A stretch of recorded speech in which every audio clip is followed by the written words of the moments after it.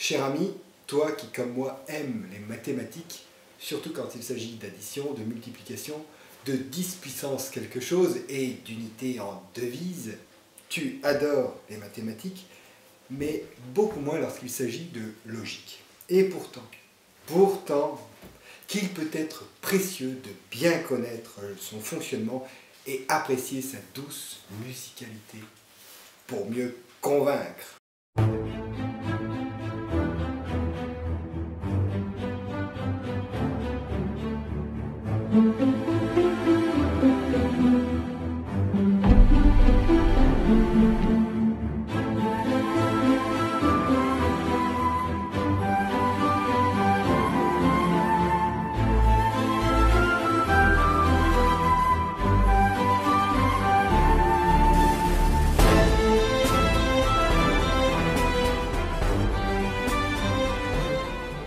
Dans les précédentes vidéos tuto, je t'expliquais l'intérêt de l'utilisation de l'éthos et du pathos pour convaincre l'opinion publique afin que ces éléments de discours te permettent d'obtenir le soutien nécessaire à l'exécution de ton petit projet par sa morale, mais grand projet par sa taille. En rhétorique, l'éthos et le pathos font référence à l'image de l'orateur qui doit inspirer de la sympathie et de la confiance d'une part et tout ce qui peut créer de l'émotion à ton auditorat d'autre part. Et certains d'entre vous, qui ont bien suivi, soyez-en remerciés, ont remarqué qu'il manquait un axe pour parfaire le discours convaincant, le logos, la logique, le rationnel, ce qui fait appel à la cognition, à l'intellect. Alors je te le dis d'emblée, ce n'est pas la partie la plus visible dans le discours de promotion du projet de port que nous prenons encore en exemple pour illustrer. En effet, cet axe est pour le moins relégué au deuxième plan tant la construction de l'image et la stimulation des émotions prend une place prédominante dans le discours. Néanmoins, si cet axe occupe moins de place, c'est peut-être aussi parce que les quelques éléments qui le constituent sont d'une puissance remarquable. Attention, je vais te livrer un secret très important qui doit absolument rester entre nous. Les propos exprimés semblent valides, issus d'une logique implacable, pour autant, et c'est là tout le secret, le raisonnement est faux. C'est redoutable. En rhétorique, on appelle ça le paralogisme formel. Mais ça, on s'en fout. Ah si, quand même, pour bien comprendre le mécanisme, il faut savoir que le paralogisme formel ressemble à première vue à un raisonnement logique, appelé syllogisme, qui met en relation au moins 3 propositions. Écoute bien, nous voici maintenant rendus dans le cœur de l'entourloupe. C'est en faisant un usage erroné de la structure du syllogisme que l'on obtient le paralogisme formel.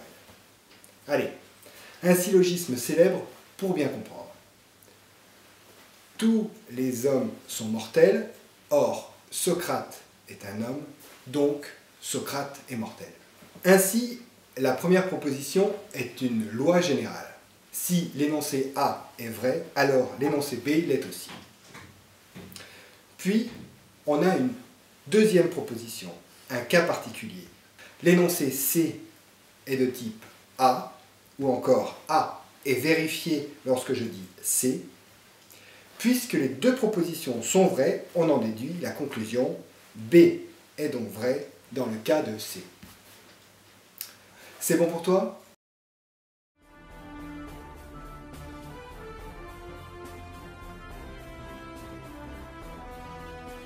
Alors maintenant, les paralogismes formels. Comme exemple, ici, le discours en réaction de la constitution d'une ZAD qui bloque le projet.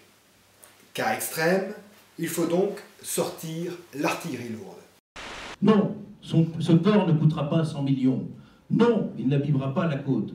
Non, les plages ne disparaîtront pas. Non, il ne représente pas un danger en cas d'un nouveau Xintia. Mais enfin, pour qui nous prend-on? Qui, plus que nous, aime cette ville et sa côte?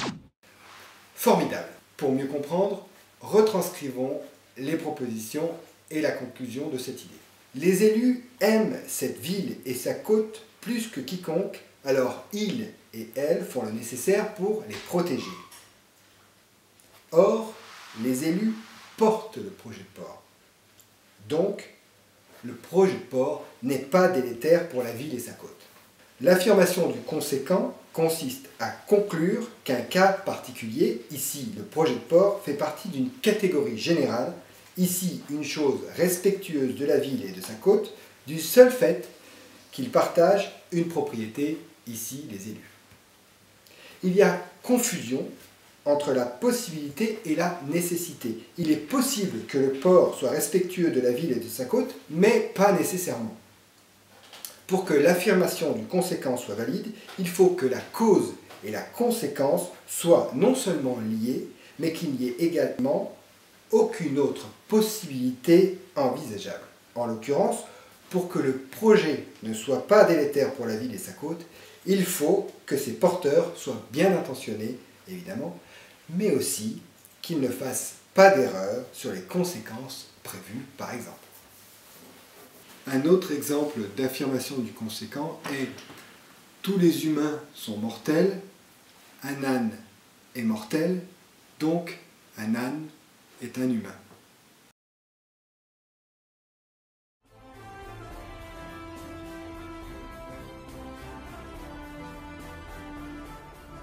Autre exemple, je ne suis pas dans le même wagon que Richard. Richard n'est pas dans le même wagon qu'Yvonne. Donc, je ne suis pas dans le même wagon qu'Yvonne.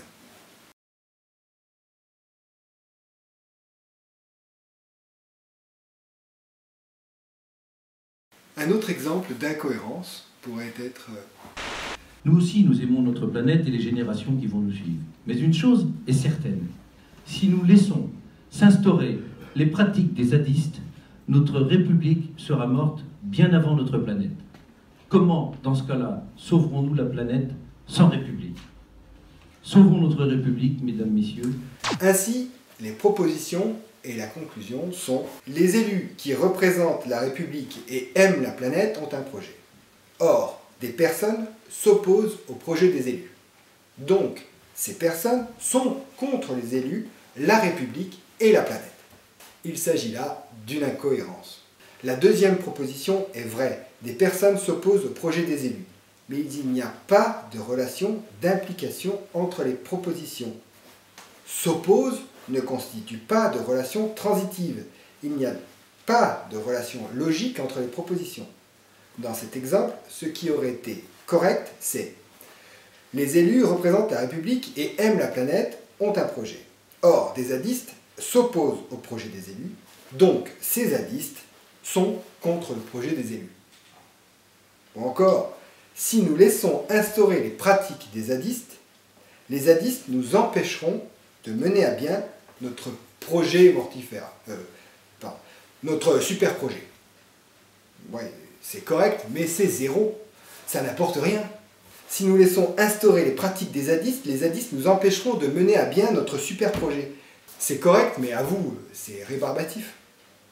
Alors que si nous laissons instaurer les pratiques des zadistes, notre République sera morte bien avant notre planète. C'est pas correct, mais ça claque.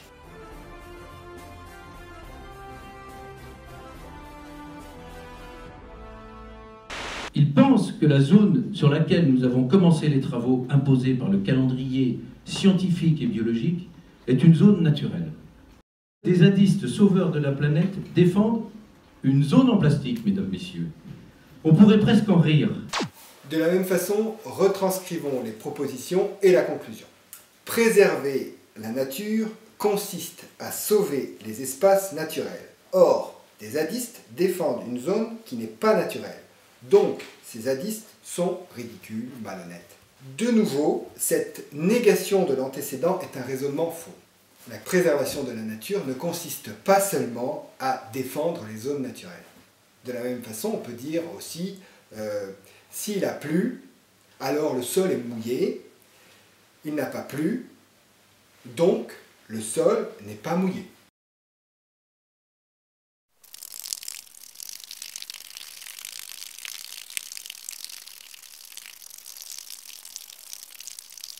C'est faux, pourtant ça paraît valide, incontestable.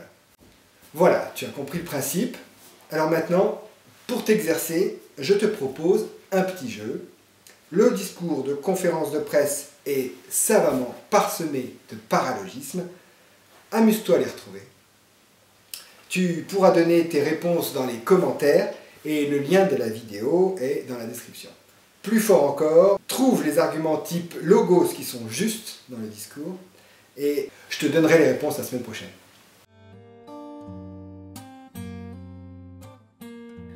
S'intéresser à la vie démocratique est une nécessité pour notre avenir, de même que déceler les arguments fallacieux de nos élus. Lorsqu'un argument est présenté comme une logique implacable ou que vous le trouvez étrange, vous pouvez retranscrire les propositions, lois générales et cas particuliers, et la conclusion de l'idée exprimée. En premier, vérifiez que la loi générale est juste.